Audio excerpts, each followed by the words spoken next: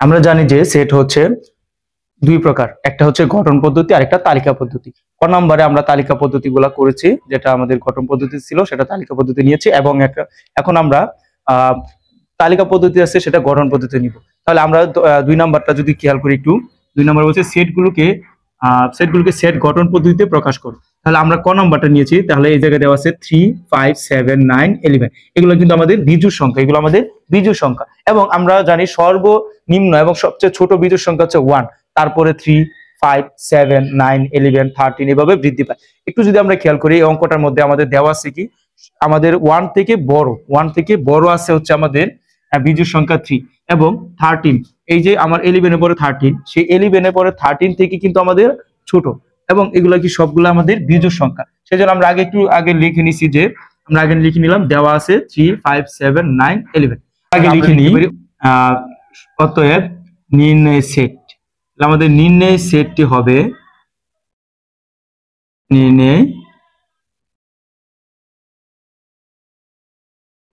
হবে আমাদের 1 থেকে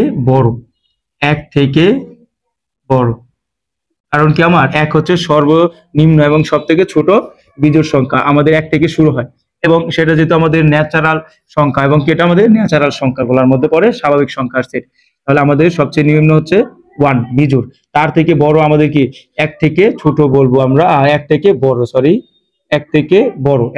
বড় এবং আমাদের কত 11 যেহেতু আছে, তাহলে আমরা 13 বলতে পারি। 13 এর পরবর্তী বিজোড় সংখ্যা হচ্ছে 13, তাহলে 13 থেকে ছোট, 13 থেকে ছোট বিজোড় সংখ্যা, 13 থেকে বিজোড়, তাহলে নির্ণয় সেট হবে আমাদের 1 থেকে বড় এবং 13 থেকে ছোট বিজোড় সংখ্যা। তাহলে নির্ণয় সেটটি হবে আমাদের কি 1 থেকে বড় এবং 13 থেকে ছোট বিজোড় সংখ্যা। তাহলে আমরা লিখতে পারি অতএব নির্ণয় সেট। এবারে আমরা নির্ণয় সেট, আমাদের সেট হচ্ছে আমাদের সেকেন্ড ব্র্যাকেট, আমরা সেকেন্ড ব্র্যাকেট ইউজ করব। তারপর আমরা লিখতে পারি কি যে x চলক ধরে নিলাম, আমরা এগুলার আমরা x এর মান ধরে চলক ধরে নিলাম, এবং এলিমেন্ট হচ্ছে n, কারণ এগুলা কি আমাদের সবগুলা স্বাভাবিক সংখ্যার মধ্যে পড়ে। এই জন্য আমরা নিব কি x এলিমেন্ট n, x বিজোড় সংখ্যা। আমরা একটু আগে দেখছি এগুলো কি বিজোড় সংখ্যা, এবং শর্তটা কি আমাদের 1 থেকে বড়, তাহলে x এর মানটা কি হবে আমাদের 1 থেকে বড় এবং কত থেকে ছোট 13 থেকে ছোট, তাহলে লিখলাম আমরা 13 থেকে ছোট। এটাই আমাদের অ্যান্সার। তাহলে এটা কেমন হইতেছে আমাদের, যে আমরা দেখলাম এগুলো কি বিজোড় সংখ্যা এবং কি 1 থেকে বড় হইতেছে এবং 13 থেকে ছোট, তাহলে নির্ণয় সেটটি হবে 1 থেকে বড় এবং 13 থেকে ছোট বিজোড় সংখ্যা। তাহলে আমরা লিখতে পারি নির্ণয় সেট, আমাদের শর্তটা আমরা যদি এটা হচ্ছে আমাদের গঠন পদ্ধতি, গঠনটা করি তাহলে x রে আমরা চলক ধরে নিলাম, এগুলোর জন্য আমরা x চলক ধরে নিলাম, এবং এলিমেন্ট n এগুলো আমাদের কি স্বাভাবিক সংখ্যা, তাহলে x এলিমেন্ট n যেন x বিজোড় সংখ্যা, এবং শর্ত হচ্ছে কি আমাদের 1 থেকে বড় যদি আমরা বলছি, তাহলে x কি হবে 1 থেকে বড় এবং 13 থেকে ছোট। এটাই আমাদের অ্যান্সার। 6 নম্বরে আমাদের দেওয়া আছে 1, 2, 3, 4, 6, 9, 12, 18, 36।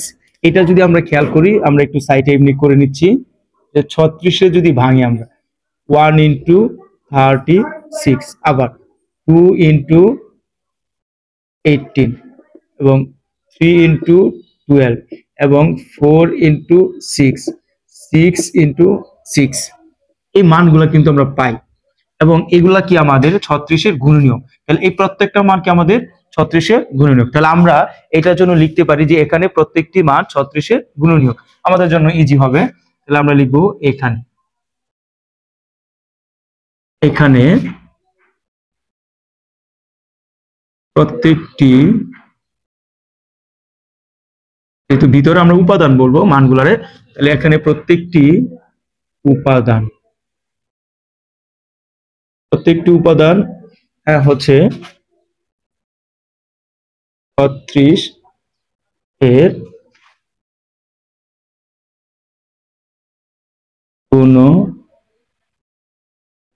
তাহলে আমাদের এই জায়গায় প্রত্যেকটি উপাদান হচ্ছে 36-এর গুণনীয়ক। তাহলে আমরা লিখতে পারি অতএব নির্ণয় সেট, আমরা লিখতে পারি নির্ণয় সেট, আমাদের নির্ণয় সেট লেখা যায়, আমরা সেকেন্ড ব্র্যাকেট এগুলো আমরা x ধরে নিই, x চলক, তাহলে x এলিমেন্ট n, এগুলো কিন্তু আমাদের সবগুলো স্বাভাবিক সংখ্যা, এই জন্য আমরা কি n নিয়ে নিছি। তাহলে x এলিমেন্ট n, x কমা মানে x এর মানগুলা কি আমাদের 36 এর গুণনীয়ক, এগুলা কি আমাদের সবগুলো কি 36 এর গুণনীয়ক। তাহলে আমাদের হয়ে গেল সেটটা গঠন করলাম, আমরা গঠন করে পেলাম কি x এলিমেন্ট n, মানে আমাদের এই মানগুলা কি n এর মধ্যে বিদ্যমান আছে এবং এগুলো আমাদের x চলক ধরে নিছি এবং x এর মানগুলা কি হবে আমাদের 36 এর গুণনীয়ক, 36 এর গুণনীয়ক। এটা আমাদের সেট গঠন পদ্ধতি খ নাম্বার।